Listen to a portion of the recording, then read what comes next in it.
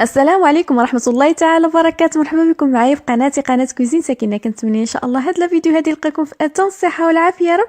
اللي ان شاء الله في قناتي غادي نحضر معكم الصفوف او السليله او الزميطه. بلا ما نطول عليكم غادي ندوزو ان شاء الله الطريقه وايضا المقادير. فرجه ممتعه ان شاء الله. بسم الله على بركة الله. اللهم صل وسلم على سيدنا محمد وعلى آله وصحبه أجمعين إن شاء الله. بالنسبة لأول خطوة عندي هنا 500 غرام ديال الفول السوداني ولا كاوكو اللي كيكون غليظ. خديته بالقشور ديالو وضعته في اللاطو وحمرته في الفران حتى ولا على هذا الشكل هذا وفسخته. هنا كذلك عندي 500 غرام ديال اللوز اللي خديته ومسحته مزيان من الغبره، كذلك حمرته بهذا الشكل هذا. انا تعمدت ما نقليش اللوز وكذلك كاوكاو وضعتهم في الفران. من بعد ان شاء الله غادي ناخذهم غادي نطحنهم ان شاء الله مزيان. غادي نطحن اللوز ديالي وايضا كاوكاو. صافي نتوما كتشوفوا معايا الفول السوداني ولا كاوكاو خديتو طحنته مزيان بهذا الشكل هذا، يعني كيتجمع لي في اليدين. بنفس الطريقه ان شاء الله غادي ناخذ اللوز غادي نطحنه حتى هو. عندي كذلك الزنجلان 500 غرام خديته وغسلته مزيان حمرته فوق المقله حتى هو ان شاء الله غادي نطحنه بنفس الطريقه. صافي ان شاء الله غادي نستمر على الشكل هذا حتى غادي نكمل كاع الكميل عندي. بالنسبه ان شاء الله للخطوه الثالثه عندي هنا 250 غرام ديال الذره اللي خديتها وطحنتها. من بعد ان شاء الله غادي نطحن في الكوكوس، غادي نخليه ان شاء الله حتى غادي تحمر ضروري مع التحراك المستمر. فكما كنعرفوا جميعا بان الذره فهي مفيده جدا وغزاله وصحيه، يعني كنحضروا بها الخبز ولا الحريشات، فلما لا ما نوضعوهاش حتى في السفوف. فصدقوني كتجي رائعه جدا جدا وغزاله وصحيه. كنتمنى ربي تجربوها. صافي ان شاء الله غادي نستمر بهذه الطريقه هذه حتى غادي تحمر لي ان شاء الله. ومن بعد ان شاء الله غادي نتلاقاو مع باقي المقادير.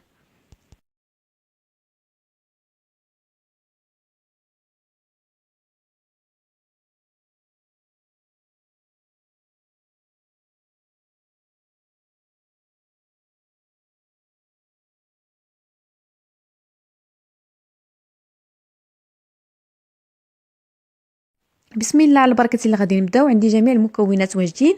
هنا عندي 250 غرام ديال الذره ولا زلافه ديال الذره اللي حمرتها. عندي ايضا 250 غرام او زلافه ديال الزرع، يعني الزرع كيكون على شكل حب كنحمرو في الفرن من بعد ان شاء الله كنطحنوه. عندي هنا كاس ديال النبك.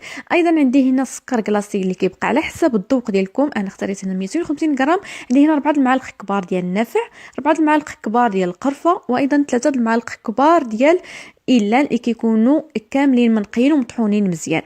كذلك عندي هنا اللوز اللي طحنت معكم، يعني عندي هنا نص كيلو او 500 غرام ديال اللوز. كاوكاو الزنجلان كذلك اللي طحنتهم كاملين. عندي هنا نص كاس ديال الزنجلان اللي كيكون حب فقط غادي نوضعو ان شاء الله كتزيين.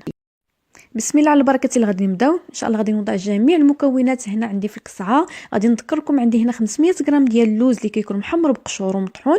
عندي كذلك 500 غرام ديال الكاوكاو ولا الفول السوداني. انا اختاريت هنا الغليظ ماشي داك الرقيق، يعني نتوما لكم الاختيار ممكن توضعوا حتى داك الرقيق. كذلك عندي هنا 500 غرام ديال السمسم ولا جنجلان اللي محمر ومطحون. عندي هنا 250 غرام او زلافه ديال الذره اللي كتكون حتى هي مطحونه ومحمره. عندي كذلك 250 غرام ديال الزرع. وايضا عندي هنا كاس ديال النبك. فالحلاوه انا ما ضفتش بزاف لان النبك كيكون حلو نافع، وايضا القرفه فهما ضروري وايضا من اساسيات ديال السليلو ولا الزميطه اللي كيعطيهم واحد النسمه رائعه جدا. وايضا هنا كما كتشوفوا وضعت السكر اللي كيبقى دائما على حسب الحلاوه. الا ما بغيتوش تضيفوا السكر فكتضيفوا العسل الحره.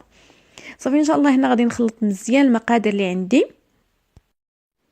فبالنسبه لهذا السليلو هذا او الزميطه او السفوف، يعني كل منطقه وكيفاش كتقول له.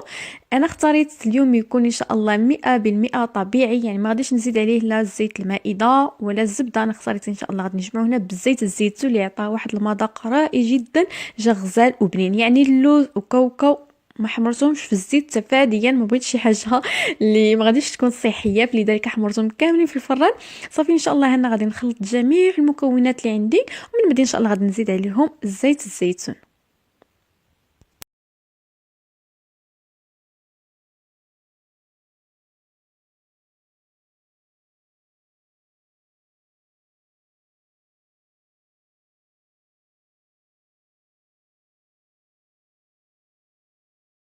بسم الله ان شاء الله غادي نبداو. هنا الزيت الزيتون كنضيفها تدريجيا على الخليط اللي عندي. بالنسبه لزيت الزيتون ما كنسخنوهاش، الا سخناها راه كتولي مضره للجسم، فلذلك كنوضعها يعني بارده. هنا كنضيف كما قلت لكم الزيت الزيتون تدريجيا، يعني خدات معايا 3 الكيسان ديال العنبه ديال زيت الزيتون، اي ما يعادل نصف لتر من الزيت الزيتون. فالرائحه ما شاء الله والصلاه على النبي، غزاله طالعه رائعه جدا. وكما كنعرفوا يعني ضروري على طاوله الافطار في شهر رمضان المبارك ضروري ما تكون الزميطه حاضره، وحتى في الايام العاديه فضروري خصها تكون لان فعلا صحيه.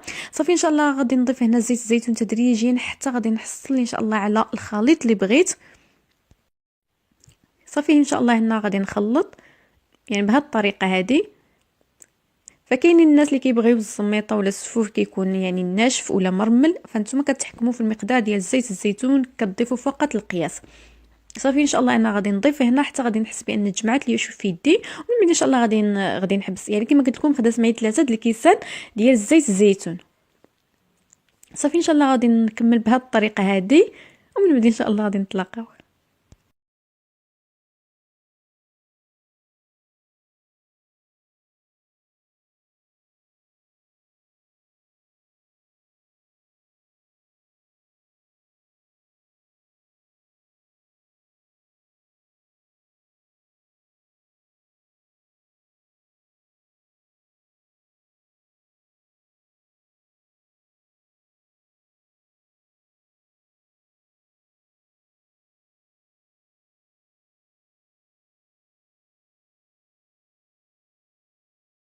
ما شاء الله كما كتشوف معايا اللون جا غزال، والمذاق ما نقولكمش عليه جا خطير جدا وصحيه. كنتمنى ربي تجربوا بهذه الطريقه هذه.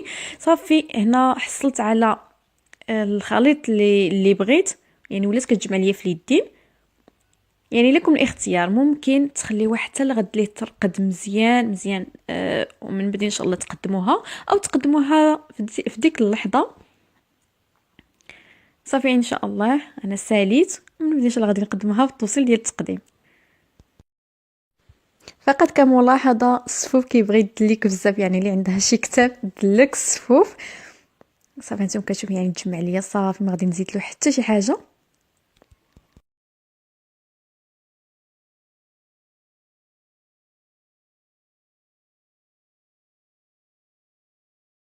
الشكل النهائي ديال الصفوف كيجي على هذا الشكل هذا. كنتمنى ربي الفيديو يعجبكم، وكما العاده الا عجبكم لا تنسوا دعمنا ومشاركه الفيديو مع احبائكم في مواقع التواصل الاجتماعي.